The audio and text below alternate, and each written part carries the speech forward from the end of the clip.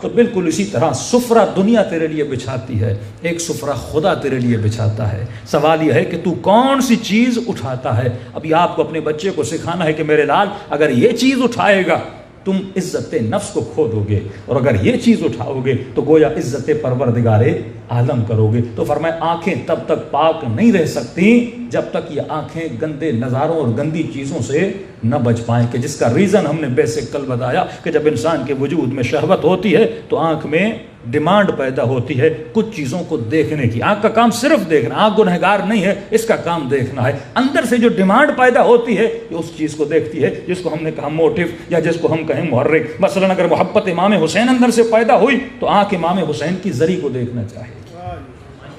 اگر اللہ کی اطاعت کی محبت پیدا ہوئی تو آنکھ کعبے میں دیکھنا چاہے گی۔ اگر رسول کی محبت پیدا ہوئی تو یہ آنکھ مدینۃ الرسول کو دیکھنا چاہے گی۔ لیکن اسی طرح اگر وجود میں شہوت بڑھ گئی تو آنکھیں شہوانی چیزوں کو دیکھنا پسند کرے گی۔ اب اس کے روٹس اہل بیت نے بتائے کہ شہوت کو بجھانے کا بہترین طریقہ یہ ہے کہ اپنے اولادوں کی جلد از جلد شادی کر لو۔ جو اللہ نے حلال لذت دی، حلال گوشت، حلال لذت، حلال کھانا، حلال پانی، حلال شربت، تمام تر چیزیں جو اللہ نے حلال بنائی ہیں وہ تمہاری اندر کی شہوانی نفس کی بھوک کو بجھانے کے لیے بنائی ہیں۔ لیکن اگر تو اس کو بجھاتا نہیں ہے تو یہ غلط راستے سے اپنی بھوک کو بجھانا شروع کر دے گا، پھر میڈیا کی طرف جائے گا، پھر سوشل میڈیا کی طرف جائے گا، وہاں پہ بے تحاشا اتنا مٹیریل پڑا ہوا ہے کہ پوری زندگی بھی اگر یہ دیکھے اس کے لیے کمی نہیں ہے۔ تو فرمایا اگر ڈائریکشن اس کی صحیح ہو جائے گی تو اس کی زندگی بھی کیا ہو جائے گی؟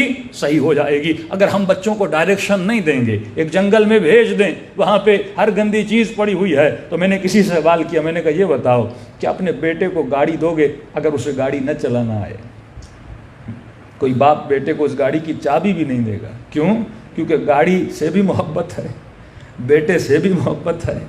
اس کو پتا ہے اگر بغیر سکھائے میں نے گاڑی دے دی یہ گاڑی کا بھی نقصان کرے گا، اپنا بھی نقصان کرے گا۔ لیکن معصوم فرماتے ہیں یہ اسی طرح اپنے بچوں کو معاشرے میں چھوڑ دیتا ہے، اسے پرواہ نہیں ہے کہ یہ بچہ اپنی روح کو کتنا تباہ و برباد کر رہا ہے۔ یہ صبح سے شام تک شیطان کے چنگل میں ہوتا ہے، اور جب گھر آتا ہے اس بچے کا دل مردہ ہو جاتا ہے۔ امام کی حدیث پڑھو نا کہ لوگ جب صبح گھر سے نکلیں گے تو مومن ہوں گے، لیکن جب گھر کو رات واپس آئیں گے تو منافق یا کافر ہو کر واپس آئیں گے۔ اس میں ایسی کون سی تبدیلی ہے جو ایک دن میں اس کا ایمان تباہ و برباد ہو گیا؟ کیونکہ یہ جب باہر جاتا ہے تو آنکھوں کو نجس کر کے آتا ہے، کانوں کو نجس کر کے آتا ہے۔ تو فرمایا ابتدا یہ چوتھا درجہ یہ ہے کہ اے مومن اپنے باطنی آنکھوں کو پاک رکھو، اپنی زبانوں کو گناہوں سے بچاؤ، جھوٹ سے بچاؤ، غیبت سے بچاؤ، اپنے کانوں کو غنا کی آوازوں سے بچاؤ، غیبتوں کی آوازوں سے بچاؤ۔ کوئی کسی مومن کی برائی کرے تو کہا مولا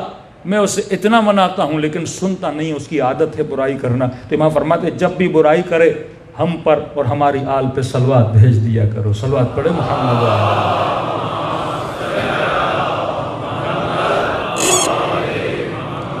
وَأَجِّلْ فَرَجَهُمْ۔